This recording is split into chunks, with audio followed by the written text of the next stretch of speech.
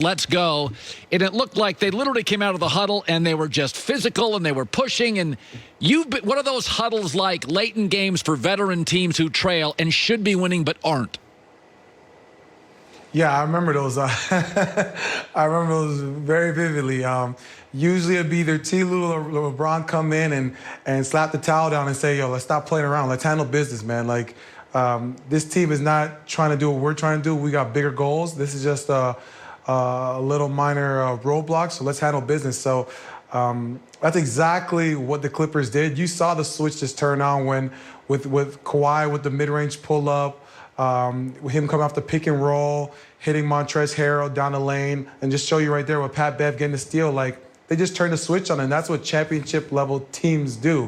When the going gets tough and it's time to get buckets or get stops, they're going to figure it out and make a way, like that three right there by PG. You know, it's interesting, though. I do think the good teams have been more inconsistent in the bubble. Toronto, who's always kind of consistent all over the map. Milwaukee's down. Lakers have been either really good or really bad. Clippers don't play 2 great games in a row. And I wonder, Tristan, is it a bubble thing? Is it everybody is so out of their norm that it is kind of overwhelming? All you do, I mean, I can't figure it out, but it does feel like the good teams are not very consistent in the bubble. You talk to players. What do you make of it? Yeah, no, I agree with you. I think Toronto is probably one of the most consistent teams for the last couple of years in terms of just playing hard for 48 minutes and competing at a high level. And like you saw against Boston, they just didn't look like themselves. But I think with the bubble, like you said, guys are just out of routine. You know, you're used to going to practice and coming home and being around your family and kids and, you know, having family dinner and just kind of having that routine, which is kind of like in this bubble, it's gone. It's just from, you know, arena to the room, to the meal room.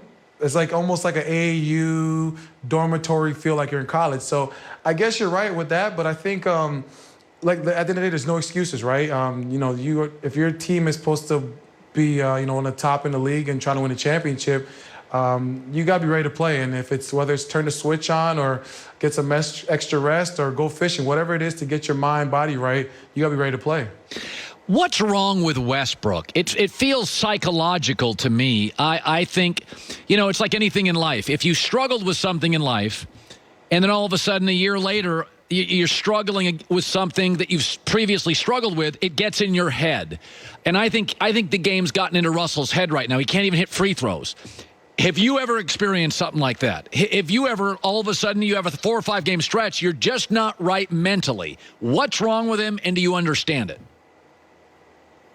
I think, yeah, I've been there before. I've had 4 or 5 games where it's like, man, I just can't get these double-doubles. You know, as a big man, we count all our double-doubles. Every double-double is like a golden nugget to us. So for me, when I go through times that it really comes down to like your teammates, coaches, but for you as a player, what you could do is just make sure you stick to your routine, whatever your routine may be. So for me, it was like shooting 90 on the clock. Make sure I'm out there on time, going through my routine. Don't shortcut it. Just go through your routine like every other game the same way. But also, I think it comes down to like in the playoffs, there's adjustments, but also it comes down to coaching. Like, how can we get the best Russell Westbrook? How can we get him going early? And kind of similar to when Paul George was struggling against Dallas, you know, Doc and T. Lue ran early plays for him to get him going. So I think for D'Antoni and their offense against the Lakers, how can we get Russ easy buckets early? We know Russ's talent is, you know, getting an open court, you know, give him a single-side ISO where he can kind of back down KCP in the post and kind of get an easy bucket. Because, you know, once they see the ball going through the rim one time or you get an early dunk or early mid-range pull-up, it goes in, you start feeling confident and you start feeling like, okay, I got my legs under me, I'm ready to go. Do you still like the Lakers to win it all? Aren't you worried about Danny Green's inconsistency? Kyle Kuzma looks at times lost. I mean, I don't know who their third best player is. Do you still like them to win it all? Yeah, I still like them to win it all. At the end of the day, when you got LeBron and AD, you know, that's a dynamic duo that the league doesn't really have right now at all. So when you have a dominant positionless guy like LeBron, because we can't say he's a guard or forward, he's just positionless. And when you have AD, who's a top 5 player and at the big man position, you can never count them out. I know, you know, KCP and D Green have, you know, they played well at times and sometimes they've haven't made their shots. But I think the way that they're winning and which makes them, in terms of like a opposing team, in terms of like scouting report, you don't really know who's going to play well as their third star some nights. Game 2, it was Markieff Morris making all those threes. So if you're D'Antoni and the Rockets, do you go into the game saying, hey, when there's a pick and roll, Markieff Morris, are we going to blitz him or are we going to run him off the line so he can attack the rim? It's almost like it could be anyone's night. And for some reason, if you go back in time, Danny Green and KCP, when their backs against the walls, they always have a good game. You saw against Portland. Yeah.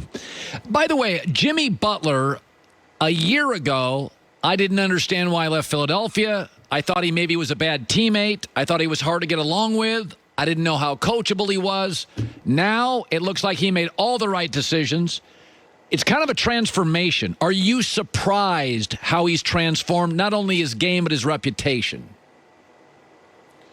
No, not at all. I think Jimmy Butler's got a lot of old school veteran leadership qualities because I play with LeBron, and I play with other, really talented players, and everyone kind of leads and leads in different forms. But if you look at Jimmy Butler's resume, he went, he was in my draft. He went from a late first-round pick, from being a defensive guy, making a couple shots to the Bulls, to being a cornerstone, and them getting to, deep runs in the playoffs, to going to Minnesota, being a lottery team, taking them to the playoffs, going to Philly, going to Game 7 against the Raptors. If Kawhi doesn't hit that shot, I honestly think that Philly would have won that series in overtime.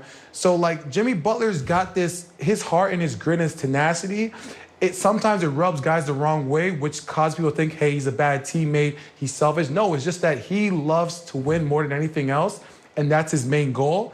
So with this Miami Heat team, I think with them having that culture that Pat Riley's instilled since Shaq and James Posey and D. Wade were there, him coming there was like it's like the perfect relationship because he wants to win so bad, and the Heat are all about no shortcuts, very militant. We're going to do this. We're going to do it the Heat way, and it's either going to buy in or we're going to trade you.